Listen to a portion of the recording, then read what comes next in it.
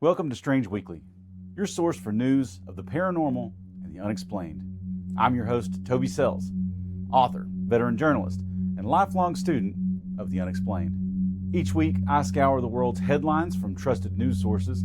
I collect some of the week's best stories of the paranormal and the strange, and I bring them to you here. These stories are real. What you believe is up to you. One of Britain's most infamous haunted houses is preparing to open to the public for the first time in years.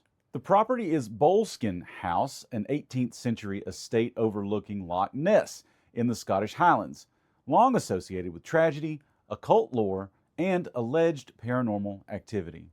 According to reporting by Yahoo News UK, the house, once owned by Jimmy Page of Led Zeppelin fame, is nearing the end of a major restoration effort that will allow members of the public to visit the historic site.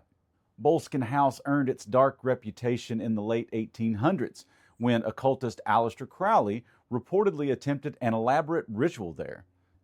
In the years that followed, servants, caretakers, and neighbors described unexplained deaths, violent incidents, and disturbing phenomena tied to the estate. Jimmy Page purchased the property in the 1970s, drawn by its isolation and history. Though he rarely lived there, Page later acknowledged the house's intense and unsettling atmosphere. Over the decades, reports of slamming doors, shadowy figures, and phantom footsteps persisted, stories compounded by multiple fires that damaged the building in modern times. Now, as Boleskine House prepares to welcome visitors, its caretakers say the focus is on preservation, not paranormal tourism. Still, when a house with this reputation opens its doors, the question lingers. Are visitors stepping into history or something that never quite left?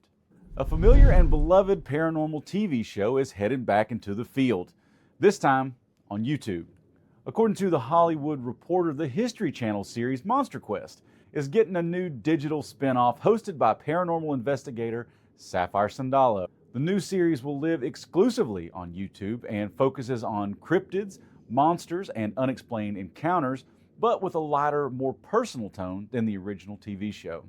Sandalo is already known in paranormal circles for her storytelling-driven approach to folklore, hauntings, and urban legends, and this project leans hard into that style.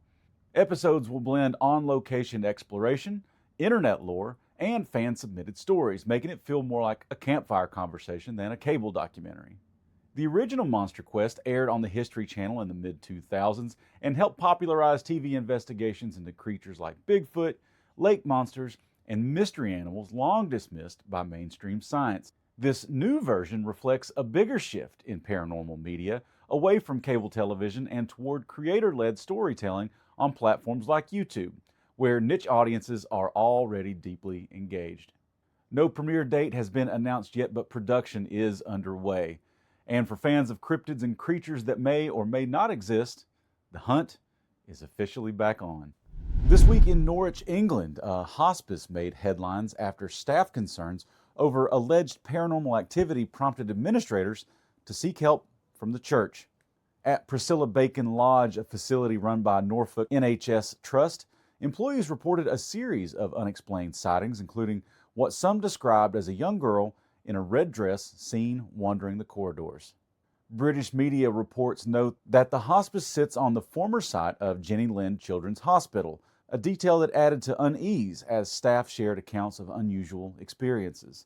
As concerns grew, the hospice chaplain contacted the Diocese of Norwich for guidance.